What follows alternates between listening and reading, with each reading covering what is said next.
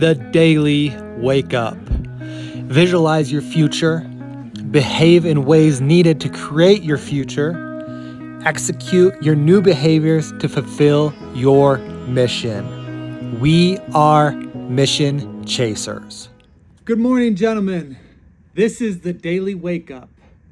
We help you figure out your best life by focusing on your fitness, your faith, your family, and your finances.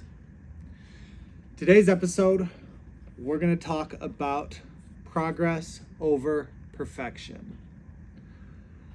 Now, there are a lot of people, especially people that have achieved some type of success in their life, where there is a lot of thought and a lot of work on being perfect and doing things perfectly and not taking chances because it's not the right time.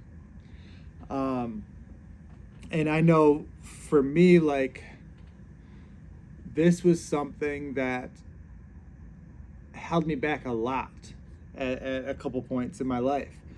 I took shots, right? I took shots.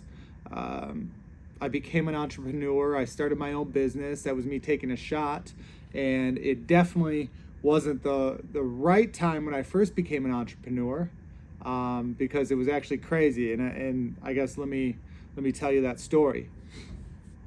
So the first time I took a chance at being an entrepreneur myself, it was a week after my daughter McKenna was born.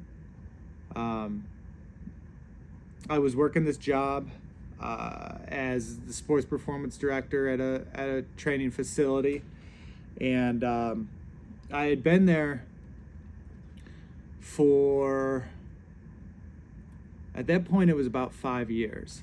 2 years with a new owner. The ownership before was much better, and our managing director was amazing, one of the best people that I ever met in my life.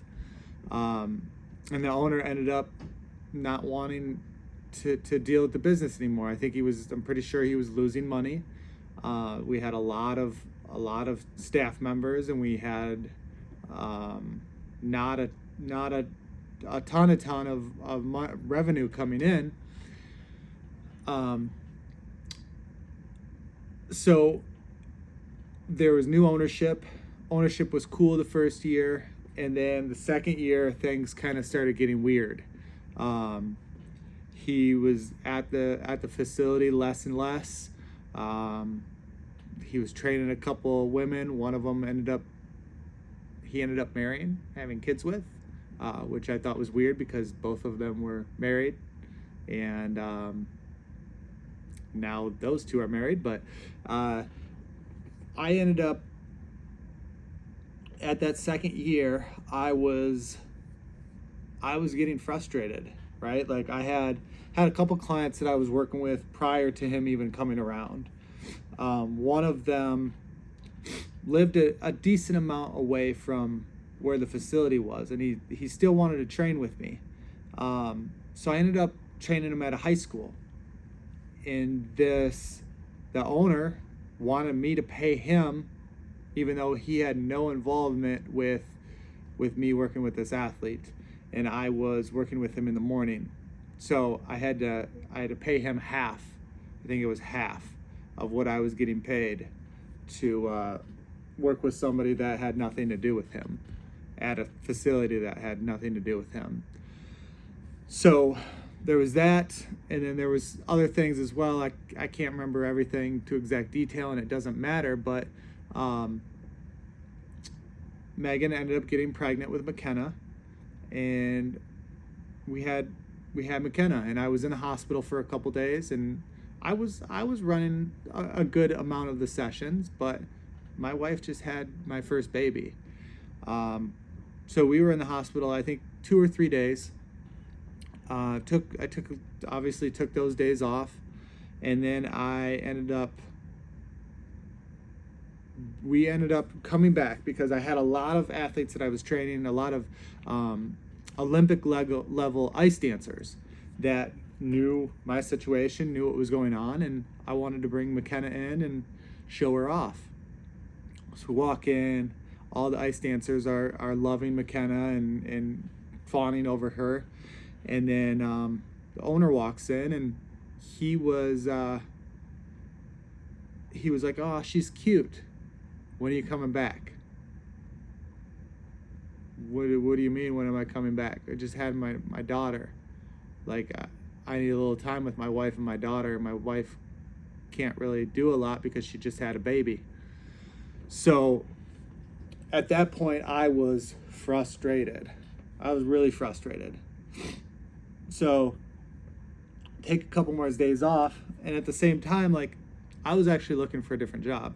I was actually I had interviewed with a junior level hockey team to take over their strength and conditioning, and I had some stuff on my computer on my Dropbox that I ended up having on the computer at work. And while I was gone, come to find out, the owner was going through my computer and looking at stuff. So I come back that first day, and he's like, "We got to sit down, we got to talk." And so we sit down, we go in the office, and he's like, "What is this?" He pulls up the workout and the stuff that I had for the organization, and he's like, "What is this? Like, why did you do this?" I'm like, "I just wanted to work for this hockey team." So that was like the straw that broke the camel's back. I was pissed. My wife was pissed. My mother-in-law was pissed, and I didn't know what to do. But my wife and my mother-in-law were like, "It's time for you to quit. It's time for you to quit." My wife was working, and then my mother-in-law was like, "If you need help, just let me know. I'll help you out."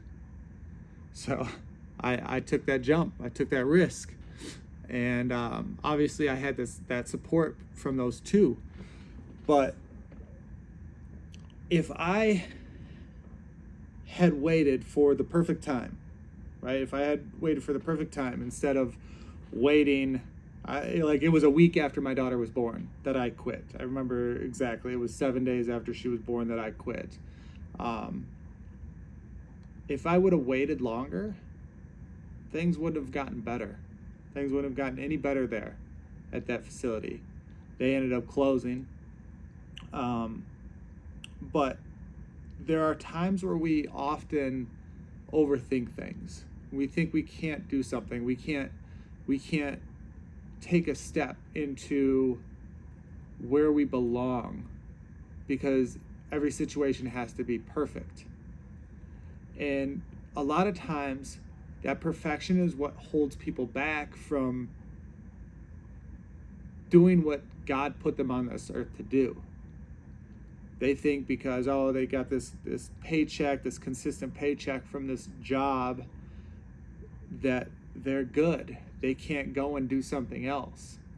Even though they hate their job, they hate the way their life is working, because they're just in this constant loop of running on this hamster wheel, and they're going nowhere. They're doing the same thing over and over again.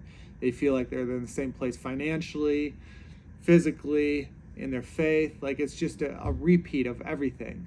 They feel like they're in the same exact spot as they were before. And that's what holds people back, because they feel like there has to be this perfect situation for them to take a jump.